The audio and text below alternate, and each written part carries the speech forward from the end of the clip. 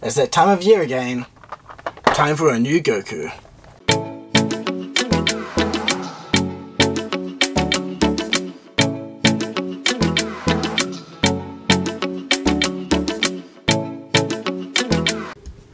Hey, how's it going everyone? We're here with Son Goku Superhero. That's right, he is the Goku from the superhero movie, and the second release actually that we've had, first being Piccolo Superhero here. He came out last month. We've got Goku now, next month Vegeta, followed by Gohan, and I assume sometime soon we'll get the announcement for the next lot of figures, because the movie is coming out on June 11th in Japan. So I assume sometime around there, maybe at the event in June, from the 23rd of next month, we should get some news for the following figures from the movie. But until then, let's check out Goku here now. I was actually surprised he has the same box design as Piccolo here. Normally we have a unique colour per figure.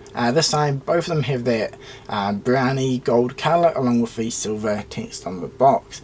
Personally, I much prefer the white on them, so I'm hoping that the silver text on the box is only for these movie ones. But yeah, other than that, everything else is basically the same. We've got a nice selection of images of the figure itself on the back here, with the different face plates and hands, and well, no accessories for this guy, so it's just the hands there. Swing around to the front, we have the gold Toei sticker, because this is the Japan release. Depending on which region you buy from, that will be different. Anyway, let's pop him out and see what he comes with. Got him out of his box here, and in the centre we've got Goku himself, and actually kind of a unique pose. He's got his arms bent. Normally the figures just have the straight arms, so it's quite cool. He has that dynamic look, which does look pretty cool through the front of the box itself. He does come with 3 additional face plates. He's got the shocked face, which looks really nice. A real extreme kind of doing the Kamehameha shouting look. A kind of base like smirk on there, and then a side looking kind of a smirking face. Yeah, I mean the faces, not everyone's like them so far. Overall I'm pretty happy. I think it does look better in person. I especially like these 2 faces. But we'll get a bit of a closer look at that a little bit later in this video. But for now, let's check out his hands. And he has 1, 2, 3 pairs plus the single instant transmission. I think that's the name of the teleportation hand there. But otherwise just the standard spread hand, Kamehameha, and the martial arts grip, and then obviously the fists on there. So very basic, essentially what you would expect from a cheap retail release for Goku. It's basically their cookie cutter standard nowadays. Each year just pop this one out of a mold, chuck in a new box and just release them. No real difference from a lot of the other figures.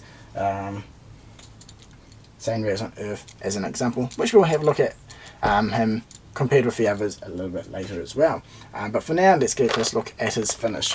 Out of the box here, we can get a close look at that paint job on this figure, and that is what the main difference of this is compared to other ones. There's subtle design differences in terms of the sculpt, but overall it's nothing new. So straight away, the look of his gi colour, it's orange, yellow, kind of a grey, mustard. It's nice but horrible at the same time. I love the lower part of his legs, that kind of dark orange that kind of goes up with a nice shading for lighter, darker parts. Though as you get more towards the chest, it does kind of get a bit more muted and grey.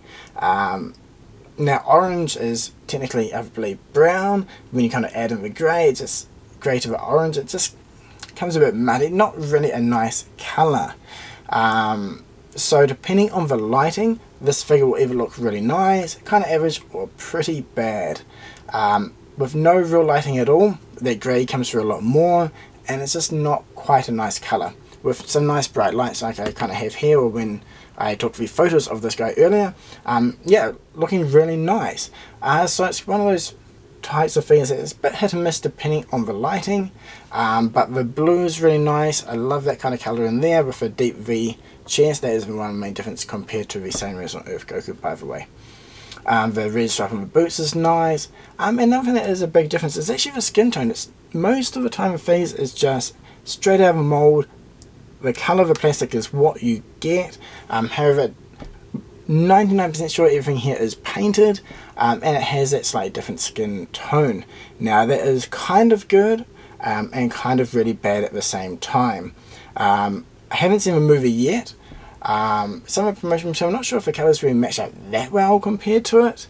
But once it's in movie, maybe it will be really accurate. But the main disappointment with the skin tone colours is that you can't mix and match the faces with the other figures. Now the face design on these I think I actually quite like. This one here, depending on the angle, the kind of a chin sculpt area can look quite slim.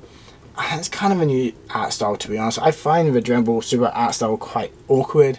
Definitely nowhere near as nice as the various art styles we had throughout DBZ.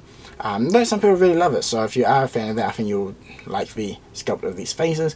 But the lines, the kind of expressions you get is really nice, so I wish we could switch those face plates in and out easily with other figures. You can change the head on all the other Goku figures, but again, the skin colours looks weird. I do have some photos, so I'll put those at the end of this video so you can check it out then.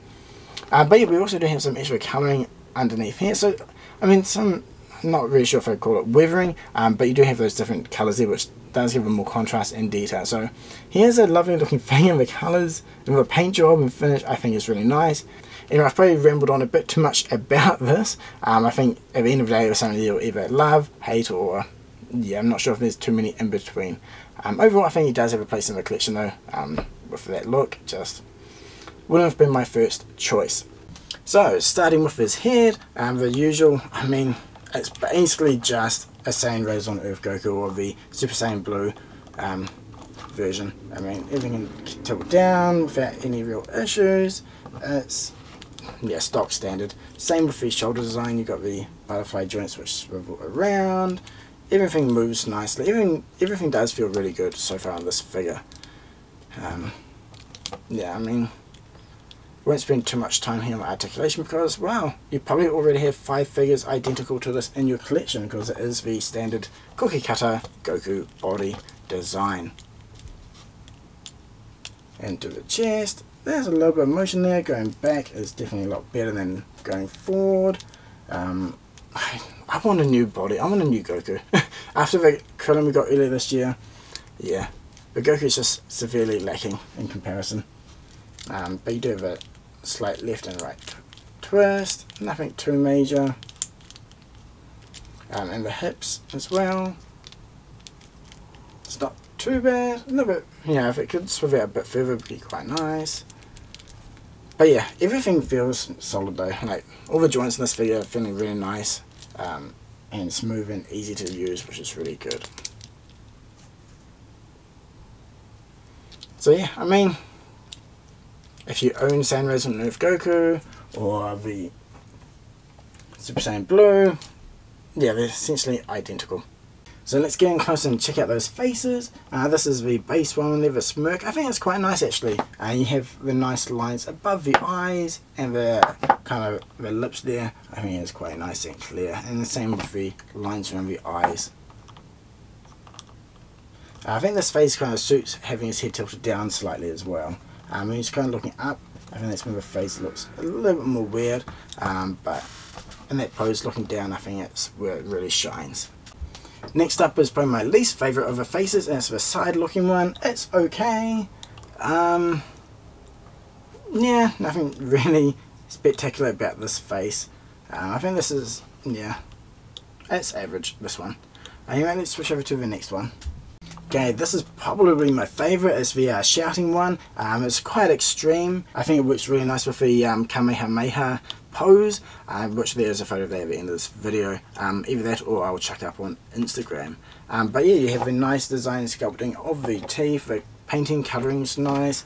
The cheekbones is kind of, well, the cheeks are being pushed out, and then you've got the lines above the head as well to give a bit more of that exaggeration in terms of its expression there. So yeah, I think this one looks really nice, and it's something different. I think that's what I like about it. We don't really get it on every figure, and there's been some variations previously, but I think this is probably the nicest looking one so far. Finally, we've got the kind of shocked, the kind of a goofy surprise look that Goku does. I think that one's really nice. I think some really good versatility with this face, and you got the extra lines on the side for the shocked look. The teeth and the sculpting there is really nice, and the kind of shape to the eyes I think works really well. This is definitely one of my favourite faces in this figure, along with the previous one. So yeah, I mean, what's that? There's like 4 face plates. I think, yeah, 3 out of 4, not bad. Just that side slanting one, yeah, it's okay, just a bit weaker compared to these other faces. If you are, since this is a cheap Goku figure, this could be one of your first entry-level figures into SH Figuarts line, and if it is the case, just one thing to point out, when you're changing the fists and the hands, and just grab on the wrist here, give a hand that you want to change a little bit wiggle, and then just pull it in a straight motion and it will pop it off. If you kind of pull or push on an angle, that's when you can risk breaking pegs on these figures. And if you ever have a joint that's really tight for whatever reason, just warm it up in some warm water from the tap. It doesn't have to be boiling, as long as it gets warm to almost hottish, where you can put your finger in, that will be good enough. Now just loosen up the plastic, make it a bit more malleable, so you can easily change those joints. Okay, so I've got the other Gokus out here for a comparison. Obviously got the brand new Superhero Goku in the center, followed by the Saiyan Rays on Earth Goku. So one of the big differences you'll notice here with these figures is the gi color. Both the orange and the blue parts, seems like it changes with every figure release. And over here we do have the 1.0 Goku for a comparison to the 2.0 trio at the back. Personally, I really like the colouring of the original 1.0 Goku. I think that would have been really nice to see on the new figure actually. The Super Saiyan Blue one here, I think this orange is nice, but it's a little bit too orange, and the blue kind of a dark colour, whereas I think the blue on this one is really nice, and same with the Saiyan Rays on Earth Goku. This is kind of similar with the original Goku, which was more of a yellowy mustard colour. It's kind of like a hybrid between them all.